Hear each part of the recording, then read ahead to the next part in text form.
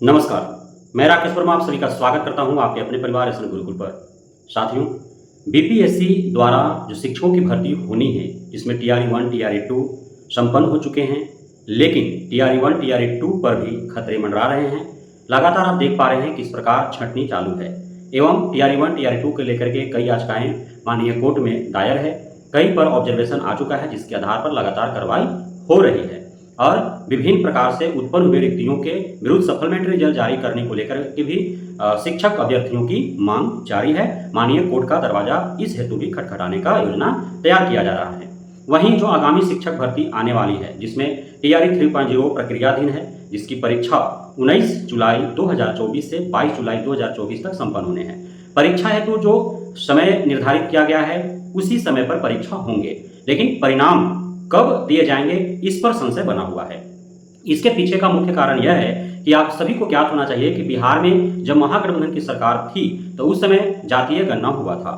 उसी आधार पर जब जातिगत जनगणना हुआ और उसमें जब आंकड़े निकल करके आए तो उसी आधार पर महागठबंधन सरकार के समय ही बिहार कैबिनेट के द्वारा निर्णय लिया गया कि जितना जिसकी भागीदारी उतना उसकी हिस्सेदारी, उस अनुरूप जो है आरक्षण तय किया जाए और आरक्षण का दायरा बढ़ा दिया गया था। लेकिन उसे कोर्ट में चैलेंज किया गया। अब इसी बीच जो है महागठबंधन की सरकार रहते हुए और माननीय प्रधानमंत्री एवं केंद्र सरकार को बिहार में जो आरक्षण का दायरा बढ़ाया गया था उसे 9th शेड्यूल में डालने के लिए पत्र एक नहीं कई दफा लिखा गया, लेकिन केंद्र सरकार ने इस पर जरा भी ध्यान नहीं दिया। अब हुआ यूं कि तुरंत जो है महागठबंधन का सरकार बिखरा और एनडीए का सरकार बिहार में बना। लेकिन चूंकि कैबिनेट के द्वारा आरक्षण के दायरे बढ़ाए जा चुके थे, उसके बाद टीआरई 3.0 का विज्ञापन जारी हुआ, तो चूंकि बिहार सरकार का वो निर्णय था, इसलिए उसी आरक्षण को ध्यान में रखते हुए और टीआरई 3.0 की प्रक्रिया आगे बढ़ाई गई। यदि 15 मार्च को एग्जाम संपन्न हो जाते सफलतापूर्वक, उसके उपरांत अब तक तो सारे प्रक्रियाएं संपन्न हो जाती, तो टीआरई 3.0 में उसी आरक्षण के आधार पर सारे प्रक्रियाएं संपन्न होती। लेकिन चूंकि सफलतापूर्वक संपन्न हुए नहीं, इसलिए कि 3-4 दिन पहले ही पेपर लीक हो चुका था और परीक्षा रद्द हुआ, अब री एग्जाम हो रहा है, लेकिन समस्याएं और बढ़ती चली गई। तो अब माननीय हाई कोर्ट, माननीय सुप्रीम कोर्ट तक जो है ये मामला चला गया है, क्योंकि माननीय हाई कोर्ट ने जो है वह कैबिनेट के द्वारा जो पारित किया गया था, जो आरक्षण का दायरा बढ़ाया गया था, उसे रद्द कर दिया। तो अब बिहार सरकार चूंकि एनडीए का है, अब समझने वाली बात यह है कि एनडीए ही जब महागठबंधन की सरकार बिहार में थी तो एनडीए केंद्र में थी, और उस समय जब बिहार में महागठबंधन की सरकार ने आरक्षण का दायरा बढ़ाया और इसे 9th शेड्यूल में डालने के लिए जब केंद्र सरकार को पत्र लिखा, तो एनडीए शासित केंद्र में जो सरकार है वह इस पर ध्यान नहीं दिया। और वही एनडीए जब आज बिहार राज्य में सत्ताधीन है, तो यह अब माननीय सुप्रीम कोर्ट जा रही है कि आरक्षण का दायरा जो बढ़ाया गया है वह निर्णय सरकार का सही है। माननीय पटना हाईकोर्ट के द्वारा जो निर्णय लिया गया है उस पर स्टे लगवाने के लिए, उस आदेश को रद्द करने के लिए माननीय सुप्रीम कोर्ट का दरवाजा सरकार खटखटाना जा रही है। अब जब तक माननीय सुप्रीम कोर्ट का ऑर्डर आरक्षण को लेकर के नहीं आते हैं, तब तक तो आगे की प्रक्रिया स्थगित ही रहेंगी टीआरई 3.0 का। सोचने और समझने वाली बात है। अब माननीय सुप्रीम कोर्ट में कब तक जो है सुनवाइयां चलती है, कब ऑब्जर्वेशन आता है, कब डिसीजन आता है, उसके बाद जो है प्रक्रिया आगे बढ़ाया जाएगा। तो जब तक माननीय सुप्रीम कोर्ट यह फैसला नहीं दे देती है कि आरक्षण का दायरा बढ़ाया गया था, उसी के आधार पर आगे की प्रक्रिया संपन्न की जाए, या फिर आरक्षण का दायरा बढ़ाया जाना गैर संवैधानिक है, पूर्व में जो आरक्षण तय किए गए थे उसी अनुरूप जो है प्रक्रिया बढ़ाना है, तो फिर उस अनुरूप किया जाएगा। तो इसमें व्यवधान तो उत्पन्न होने ही वाले हैं। अब देखना यह होगा कि माननीय सुप्रीम कोर्ट का ऑब्जर्वेशन या ऑर्डर कब तक आते हैं। तब तक के लिए जो है परीक्षा के उपरांत आगे की प्रक्रिया स्थगित रहेगी।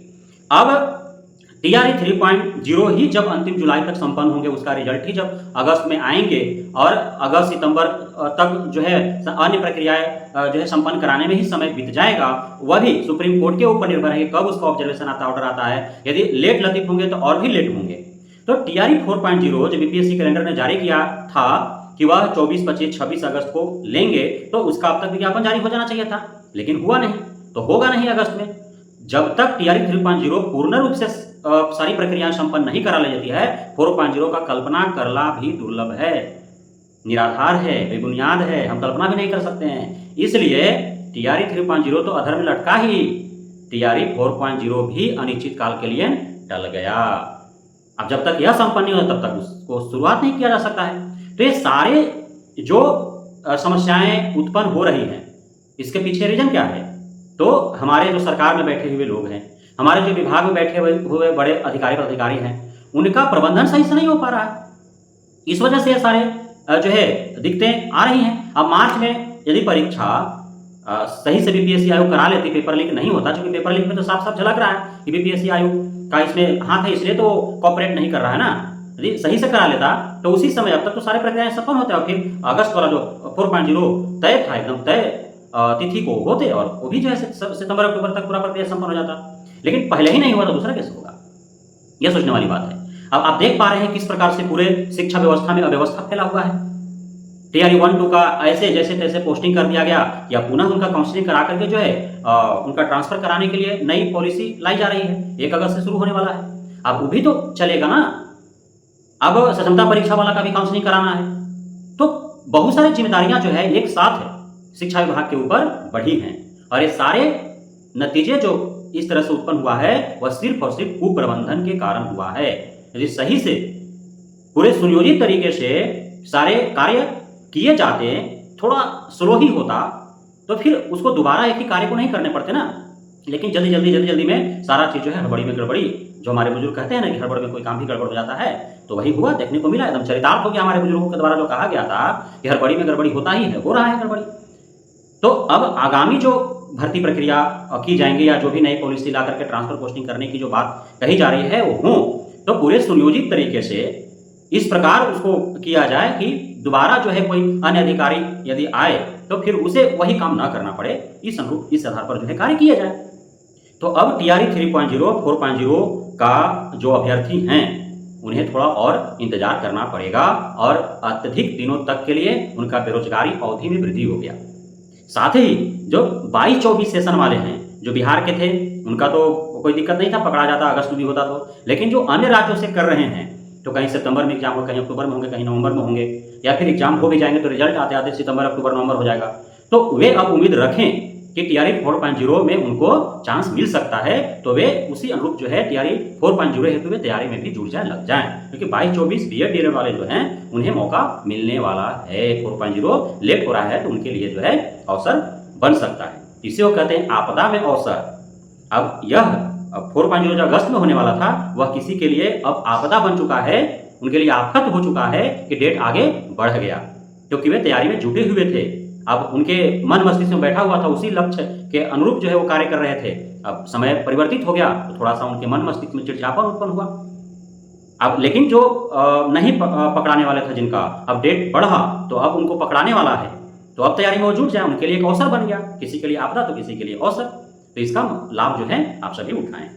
बहुत बहुत धन्यवाद आप सभी भावी शिक्षकों का, शिक्षक अभ्यर्थियों का हमारे से जुड़े रहने के लिए, बढ़ने के लिए, इतना प्यार देने के लिए, भरोसा बनाए रखने के लिए।